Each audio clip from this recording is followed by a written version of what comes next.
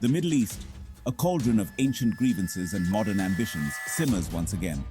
The age-old animosity between Iran and Israel, a saga of proxy conflicts and veiled threats, has escalated to a perilous new level. The intricate web of alliances and enmities in the region amplifies the dangers, turning local skirmishes into potential triggers for wider conflagrations.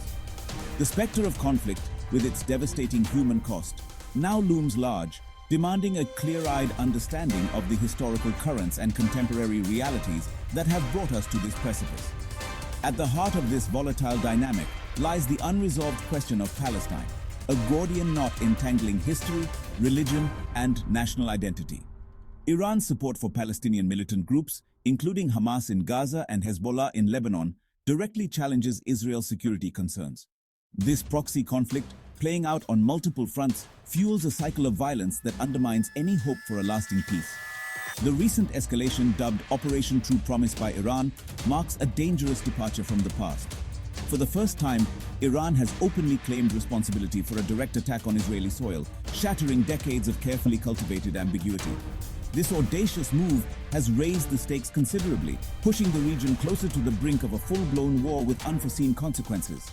The international community, caught off guard by the speed and intensity of the escalation, has scrambled to respond.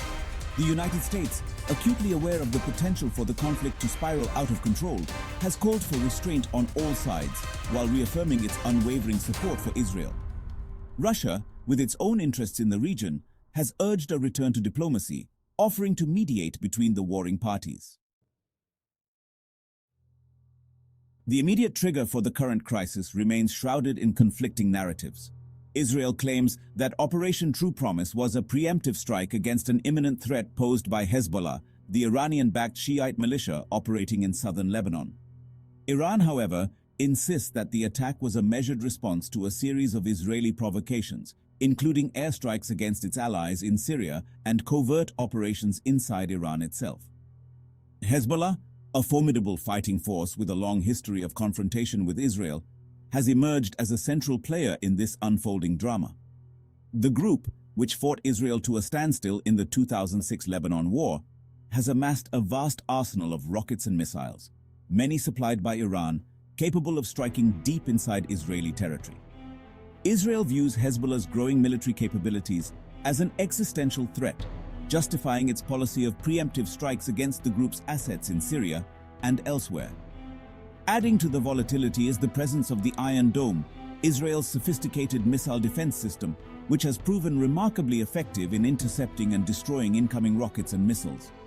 While the Iron Dome provides a crucial layer of protection for Israeli civilians, it also creates a dangerous asymmetry in the conflict. Iran, seeking to overcome Israel's technological edge, may be tempted to escalate its attacks, potentially leading to a miscalculation that could have catastrophic consequences. The current situation is further complicated by the internal political dynamics within Israel. Prime Minister Benjamin Netanyahu, facing mounting pressure from his right-wing base, may feel compelled to respond forcefully to Iran's aggression in order to shore up his political standing. This domestic political calculus, intertwined with the complex regional dynamics, creates a combustible mix that could ignite a wider conflict. The international community, deeply concerned by the escalating tensions between Iran and Israel, finds itself at a crossroads. The familiar script of condemnation and calls for restraint, often employed in such situations, seems woefully inadequate in the face of the current crisis. The stakes are simply too high, the potential consequences too dire, for the world to remain a passive observer. The United States, Israel's staunchest ally, faces a delicate balancing act. On the one hand, the Biden administration understands the need to deter further Iranian aggression and reassure Israel of its unwavering support. On the other hand, Washington is also wary of being dragged into another costly and protracted conflict in the Middle East, especially at a time when its strategic focus has shifted towards the Indo-Pacific region. Russia, which has emerged as a major player in the Middle East in recent years, has adopted a more nuanced approach. While Moscow maintains close ties with Iran, it also recognizes the need to prevent a wider conflagration in the region. Russia has positioned itself as a potential mediator, leveraging its influence with both sides to try to de-escalate the situation. The European Union, traditionally a strong advocate for a negotiated solution to the Israeli-Palestinian conflict, has found its voice largely muted in the current crisis. The EU's dependence on Iranian oil and gas, coupled with its reluctance to alienate Russia, has limited its ability to exert meaningful pressure on either side. As the war drums beat louder, it is the innocent civilians on both sides of the conflict who bear the brunt of the suffering. In Israel, the constant fear of rocket attacks from Hezbollah has disrupted daily life, forcing people to seek shelter in bomb shelters and live with the ever-present threat of violence. The psychological toll of this unending conflict is immeasurable, particularly for children who have known nothing but war and uncertainty. In Lebanon, the situation is even more dire. The country, already grappling with a severe economic crisis and a crumbling infrastructure, is ill-equipped to handle the influx of refugees fleeing the fighting in the south. Hospitals are overwhelmed, food and water are scarce, and the risk of disease outbreaks is growing by the day. The international community has a moral imperative to alleviate the suffering of civilians caught in the crossfire. Humanitarian aid must be allowed to flow freely to all those in need, regardless of their political affiliation or geographic location. The principles of neutrality, impartiality, and humanity must guide all humanitarian efforts, ensuring that assistance reaches those who need it most. The protection of civilians, particularly children and other vulnerable groups, must be paramount.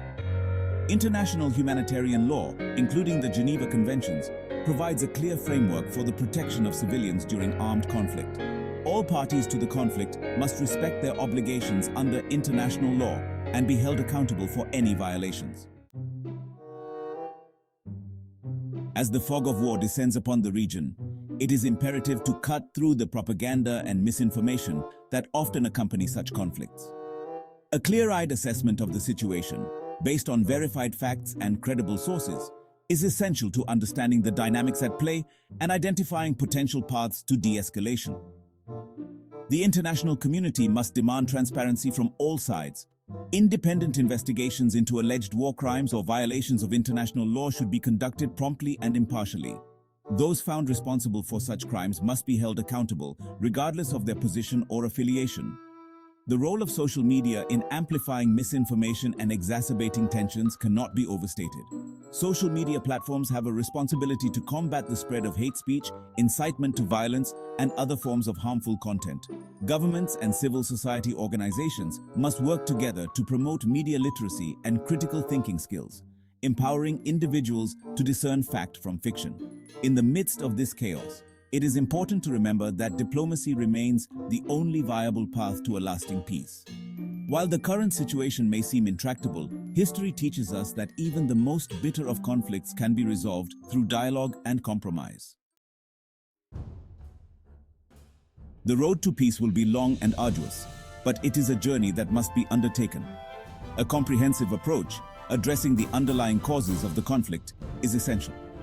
This includes reviving the moribund Israeli-Palestinian peace process, addressing Iran's legitimate security concerns, and creating a regional security architecture that ensures the stability of all states. The international community has a crucial role to play in facilitating this process. The United States, with its unique leverage over both Israel and Iran, must take the lead in bringing the parties to the negotiating table. The European Union, with its experience in conflict resolution and its economic clout, can play a vital role in supporting the peace process and providing incentives for compromise. Russia, as a permanent member of the UN Security Council and a key player in the region, has a responsibility to use its influence constructively. Moscow should refrain from any actions that could escalate the conflict and instead work to build consensus within the Security Council for a peaceful resolution. The alternative to diplomacy is too horrific to contemplate. A wider war in the Middle East, potentially drawing in regional and global powers, would have catastrophic consequences for the entire world. The time for action is now, before it is too late.